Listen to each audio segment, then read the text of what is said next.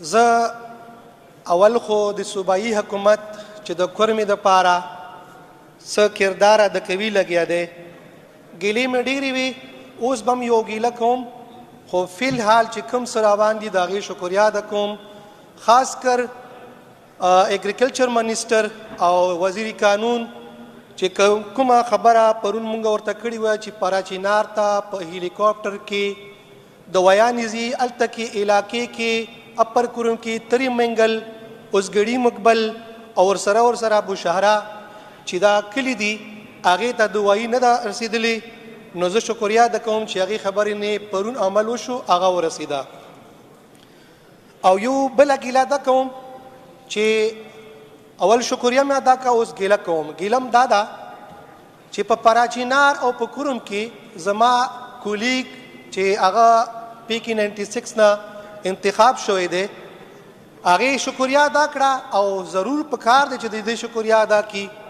چې په کورمه کې اپر کورم پراچینار ته هلیکاپټر کې دوايي رسیږي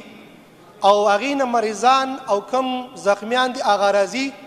او زما د مقبل قوم اوسګړي او ورسره تری منګل او بشاره اوس پورې هغې ته دا فیسیلیټیز نه دي حاصل شوي او بیماران او کم مشران او زخمیان هلته کې اوس هم پراته دي او ورسره زه به دا خبره وکړم لکه ما په اسمبلی فلور باندې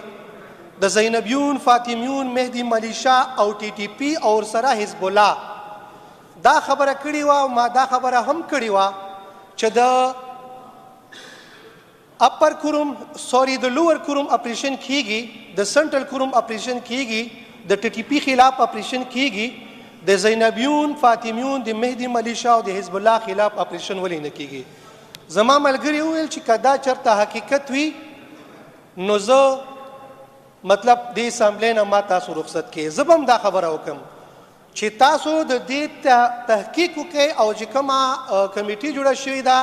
د دې انکوایري وشي چې آیا چې کوم چیک پوسټ د باب کورم چې هغې کې زینبیون جنډه لګېدلې ده او هغې کې د یو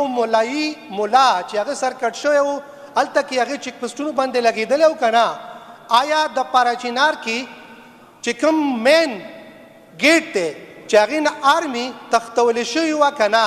او هغې نه بد کې د سیکټري انجمنیا او زما د کولیګ زما ډېر معزز ممبر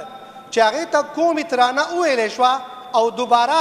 په هغې کې دوباره جنډه چا ولګوله آیا تاسو په هغې کې موجود وی او که نه آیا چې هغه جنډه چې په هغې ټیم کې لرې شوه ولګېده هغه بیا څه شی و د دې انکوایري په کار دی چې وشي او بل 12 اکتوبر باندې چې کومه واقعه شوې وه ما د هغې مذمت کړی دی نن هم زه بھرپور مذمت کوم او بیا چې په 21 نومبر باندې کومه واقعه شوې وه د هغې زه مذمت کوم خو هغه ټي ټي پي چې ما دوکانونه ګراو وشو زما کورونه وران شو اوس وځېدو 16,000 خلک بېکوره شو هغې کې د دې څه ګناه وه خو زه په دې کې دې ملګري سره زما کولیګ سره ملګرتیا کوم او دا غواړم چې په کورمه کې د دې خلاف یو ځل ما سره دا هم ویلی شي زه به چلو دا خبره بیا ووایم چې نه زینبیون شته نه پتیمیون شته نه مهدي ملیشه شته خو ما سره دې دا هم ووایي که نه چې په کورمه کې چې کوم غټه اسلحه موجوده ده هغه دې واپس راټوله کړی شي او په کار ده لکه څنګه چې په ملک کې په بل علاقې کې په بلې ضلع کې یو پیستول چا سره نه پاتې او زما په کورمه کې دونه غټې اسلحې ما سره موجودې دي دا عهد دې ما سره وشي او په کار دی د اسلحې چې کومې دي دا په خپله راوړي که چېرته زینبیون کمانډر او دا څه موجود نه وي او هغه جنډه او هغه چې کوم ویډیوز دي د هغې د تاسو لیبارټري کوم څه ورته وایي هغه ټسټونه وکړئ آیا هغه دروغ و که رښتیا و ډېره مننه خوشحاله آباد اوسئ